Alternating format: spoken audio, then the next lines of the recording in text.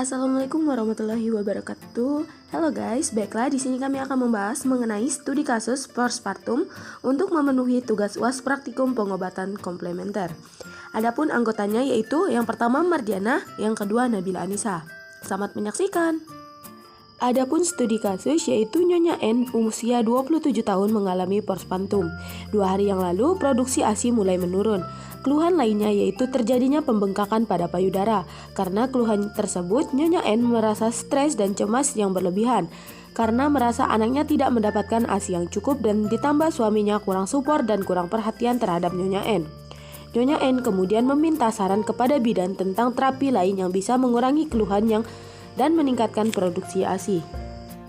Berikut merupakan terapi yang cocok terhadap Nyonya N yang mengalami postpartum. Permisi Mbak. Iya, selamat datang di klinik Bunda Merpati. Silakan duduk Mbak. Iya, terima kasih Mbak. Iya. Oh, ini Mbak Dila ya? Iya, benar Mbak Dila. Iya, Mbak Dila ada keluhan apa ya? Gini Mbak, apa tuh? Kan saya ini baru sudah melahirkan dan sedang menyusui kan. Iya. Nah, terus produksi ASI saya ini kurang lancar. Nah, ditambah lagi nih payudara saya ini bengkak, terus ada rasa sakitnya. Kalau gitu hal yang wajar nggak ya Mbak ya? Terus apa ya namanya? Oh itu merupakan hal yang biasa Mbak, yang biasanya setiap ibu menyusui itu mengalami hal seperti itu. Hal itu disebut dengan postpartum.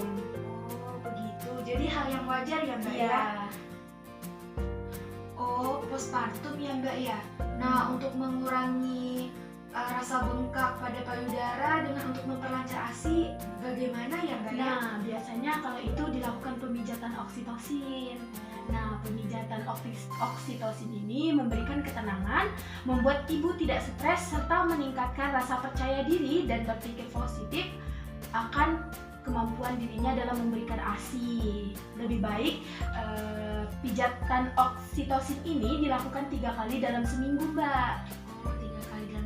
Iya, nah saya sarankan pemijatan oksitosin ini dilakukan oleh suami Mbak karena Mbak yang sedang menyusui ini akan merasakan didampingi atau disupport selama pemijatan. Nah, jika suami Mbak belum mengerti mengenai pemijatan oksitosin ini, saya sarankan untuk jadwal berikutnya jika Mbak melakukan pemijatan oksitosin, saya sarankan agar suami Mbak bisa mengikuti dan agar suami Mbak bisa mengetahui bagaimana cara pemijatannya. Siapa tahu nanti selepas Mbak pulang dari sini atau selepas Mbak terlepas dari jadwal pemijatan ini, suami Mbak bisa melakukannya dengan sendiri di rumah gitu. Oh iya. Iya. Apakah ada yang ingin ditanyakan lagi Mbak? Tidak ada Mbak. Tidak ada ya. Iya.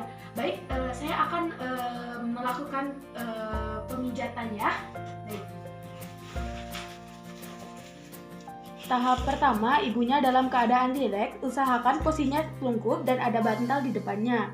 Dan keadaan ibu sedang tidak lapar.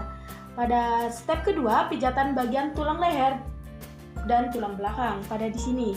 Di sini kita lakukan teknik memutar sebanyak 3 kali. Kemudian pijit sisi kanan tulang sebanyak 3 kali seperti ini. Jika sudah 3 kali, pijat memutar dengan gerakan perlahan tapi tegas dari atas ke bawah. Seperti ini.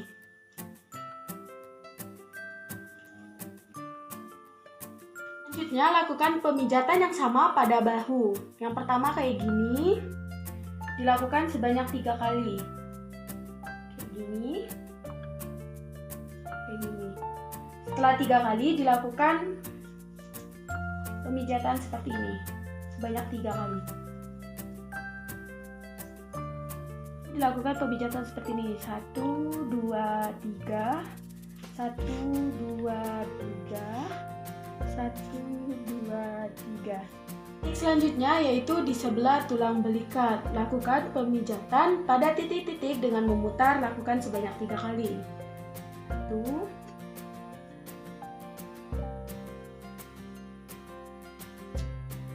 2, Nah, pemijatan ini akan berdampak lebih besar jika dilakukan oleh suami, karena ibu menyusui akan merasa didampingi atau disupport selama pemijatan.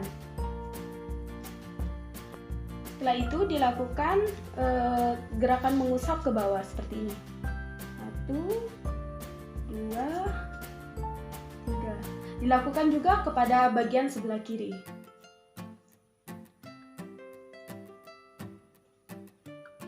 Sebanyak 3 kali. Setelah itu dilakukan mengusap juga seperti ini.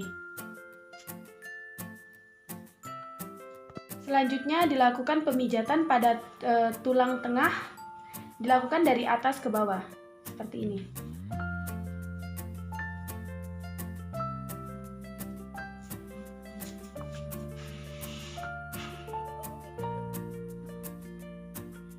Kemudian dilakukan dengan sebaliknya dari bawah ke atas.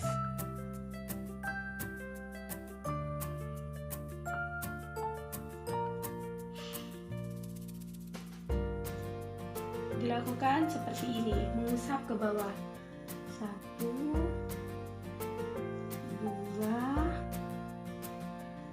3. Setelah itu dilakukan mengusap seperti ini ke bawah. 1, 2,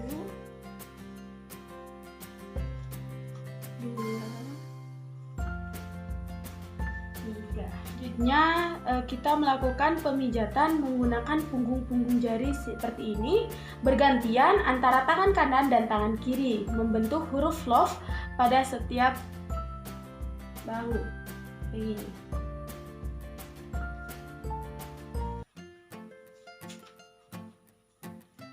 Lakukan secara berulang-ulang. Nah, teknik pemijatan ini berbeda dengan teknik pemijatan yang lain karena teknik pemijatan ini tidak hanya 3 kali, tetapi sampai si ibu merasakan rileks seperti ini. Mbak, sebelumnya saya izin menyarankan untuk kedepannya Mbak itu jangan terlalu cemas ataupun stres karena itu merupakan salah satu faktor dari postpartum. Oh begitu ya Mbak ya? Iya. Iya, kan saya merasa cemas dan stres berlebihan itu karena takut ASI-nya tidak cukup ya Mbak ya untuk bayi saya. Nah terus di sisi lain juga suami saya kan sibuk kerja, nah jadi saya kurang support dan kurang perhatian dari suami saya Mbak. Oh begitu. Nah nanti kalau Mbak ada waktu luang, Mbak bisa berbincang dulu kepada suami Mbak.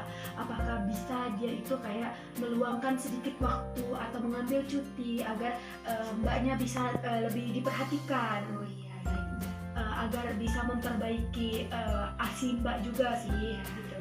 Ya, ya. Apakah ada yang ingin ditanyakan lagi Mbak? Tidak Mbak, sudah cukup. Oh iya, baik.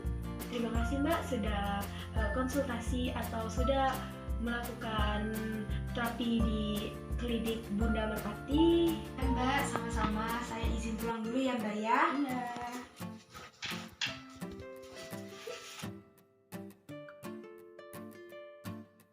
Permisi Mbak. Oh iya, silakan duduk Mbak. Iya. Oh ini Mbak Bila yang pernah kesini ya? Iya benar Mbak. Iya. Oh iya, bagaimana Mbak perkembangan ASI Mbak? Alhamdulillah Mbak, sekarang udah banyak ya ASI-nya, udah mulai lancar, pembengkakannya udah mulai mereda, tidak sakit lagi. Nah, di sini saya dalam sama suami saya Mbak.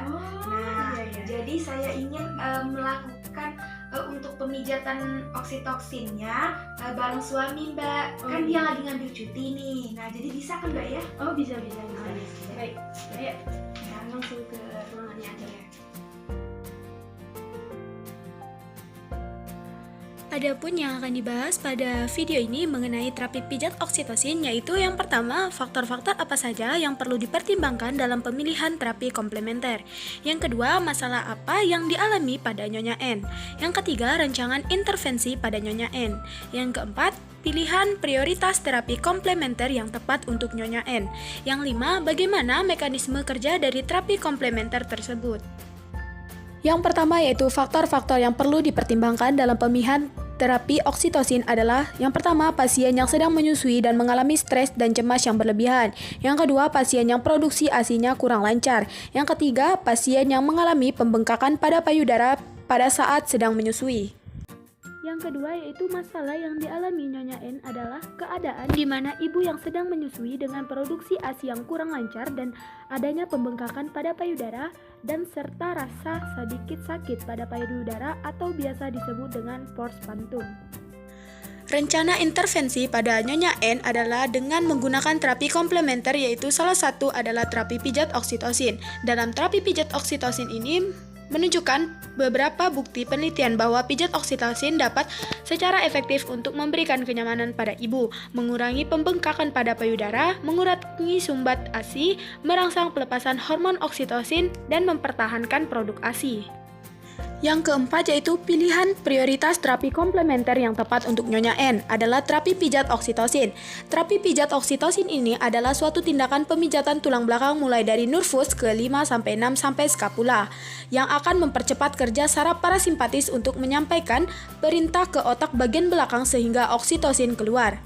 Pijatan oksitosin ini dilakukan untuk merangsang refleks oksitosin atau let down reflex. Selain untuk merangsang let down reflex, manfaat pijatan oksitosin adalah memberikan kenyamanan pada ibu, mengurangi pembengkakan, mengurangi sumbatan ASI, merangsang pelepasan hormon oksitosin, serta mempertahankan produk ASI.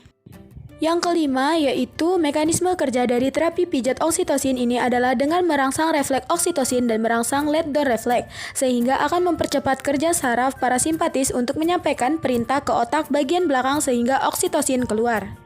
Cukup sekian video dari kelompok kami. Apabila ada kekurangan, kami mohon maaf. Kami akhiri. Wassalamualaikum warahmatullahi wabarakatuh.